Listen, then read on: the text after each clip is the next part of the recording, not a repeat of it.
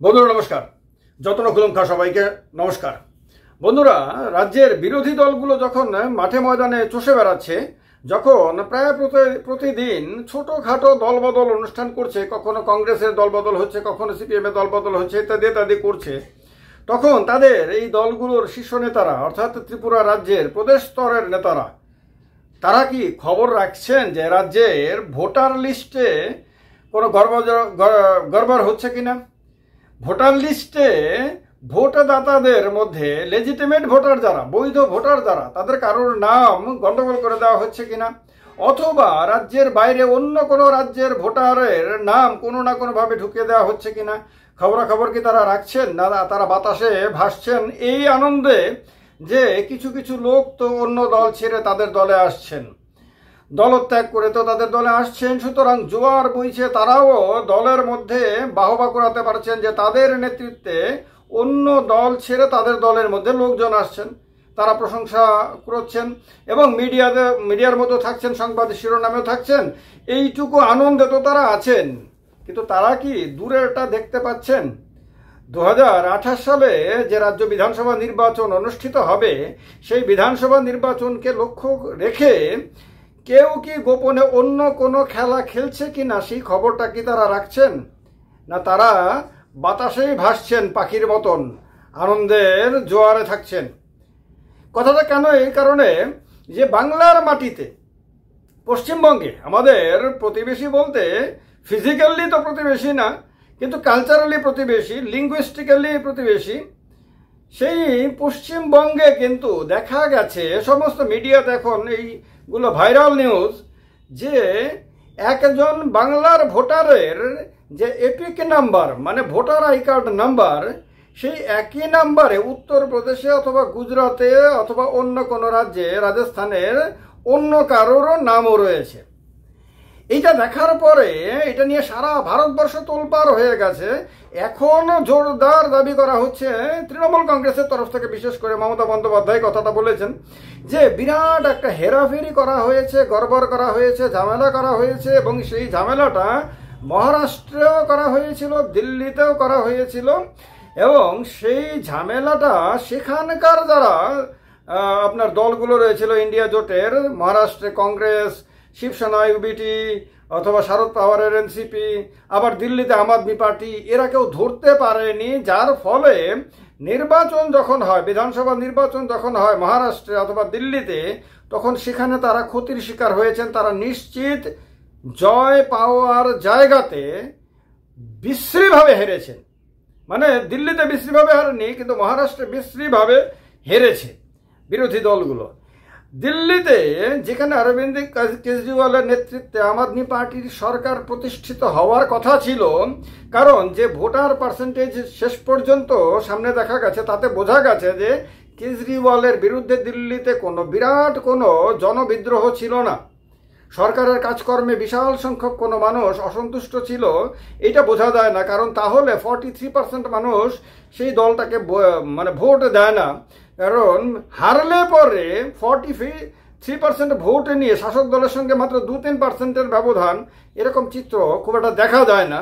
তো তাতে বোঝা যায় যে দলটার জেতারই কথা ছিল। কিন্তু মমতা বন্দ্যোপাধ্যায়ের বক্তব্য থেকে বা বাংলার যে তথ্যগুলো উঠে আসছে, সেগুলোকে যদি আমরা মাথার মধ্যে রাখি, তাহলে হয়তো এই সন্দেহটা সবার মাথার মধ্যে দানা বাঁধবে যে সেখানে ভোটার লিস্টে কারচুপি করে জোর করে আপনার সেখানে আম আদমি পার্টিকে হারিয়ে দেওয়া হয়েছে, বিজেপিকে ক্ষমতায় আনা হয়েছে, এবং সেই যে ঝামেলাটা করা হয়েছে সেটাকে সেখানে আম আদমি পার্টি ধরতে পারেনি। এখন বাংলাতে দেখা যাচ্ছে যে এক ব্যক্তির epic number, voter I card number যা, তা উত্তরপ্রদেশের অন্য কারোরও একই নাম্বার। এই একই ব্যক্তি মানে দুই ব্যক্তির একই নাম্বার কিভাবে হবে? সারা ভারতবর্ষে আপনার একজন ব্যক্তিকে তো একটা করে মানে একটা নাম্বারের এপিক দেওয়ার কথা। আমার যে এপিক নাম্বার থাকবে সেটা তো অন্য কারোর পৃথিবীতে থাকার কথা না, মানে ভারতবর্ষে অন্য কারোর থাকার কথা না, সেটা শুধুমাত্র আমার কাছে থাকবে। আমি এবারে রাজ্য চেঞ্জ করতে পারি, আমার বিধানসভা কেন্দ্র পরিবর্তন করতে পারি, আমার বুথ কেন্দ্র পরিবর্তন করতে পারি, যদি বাড়ি আমরা বিক্রি করে দিয়ে অন্য কোথাও চলে যায়, বা অন্য কোনো কারণে যদি অন্য কোথাও যায়, যে কোনো মানুষই আর কি, তাহলে তার ভোটার আই কার্ডটা থাকবে, কিন্তু তার বাদ বাকি জিনিসগুলো চেঞ্জ হবে, সেই অনুযায়ী হবে। কিন্তু ইলেকশন কমিশন বলছে যে একই নাম্বার একাধিক ব্যক্তির থাকলেও বিধানসভা কেন্দ্র, রাজ্য, তারপর বুথ কেন্দ্র এগুলি আলাদা আলাদা। কিন্তু এই যে বক্তব্য, এই বক্তব্যটা সন্তোষজনক না বলে ইলেকশন কমিশন নাকি এখন সিদ্ধান্ত নিয়েছে যে প্রত্যেককে ইউনিক নাম্বার দেওয়া হবে। এটা ত্রিপুরা রাজ্যের প্রত্যেক ভোটারের জন্য এবং প্রত্যেকটি রাজনৈতিক দলের জন্য অত্যন্ত গুরুত্বপূর্ণ বিষয়। কারণে যারা এ ব্যাপারে খবরাখবর রাখেন না তারা ভালো করে বুঝে নিন, এবং শাসক দল বিরোধী দল সবার জন্য এটা important. BJP, Trinamool, CPM, Congress, Tripura Motha, IPFT সবার জন্য ইম্পর্টেন্ট এটা। কারণ আজকে যদি এই গড়বড়ি যদি হয় এবং এর ফলে যদি কংগ্রেস ক্ষতিগ্রস্ত হয়, সিপিএম ক্ষতিগ্রস্ত হয়, তাহলে আগামী দিনে বিজেপিও ক্ষতিগ্রস্ত হতে পারে, ত্রিপুরা মথাও ক্ষতিগ্রস্ত হতে পারে, অন্য দলগুলো ক্ষতিগ্রস্ত হতে পারে।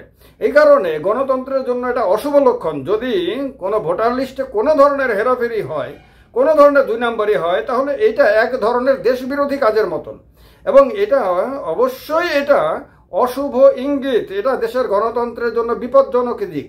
তো সুতরাং এই ব্যাপারটা ক্লিয়ার করা ইলেকশন কমিশনের অবশ্য কর্তব্য।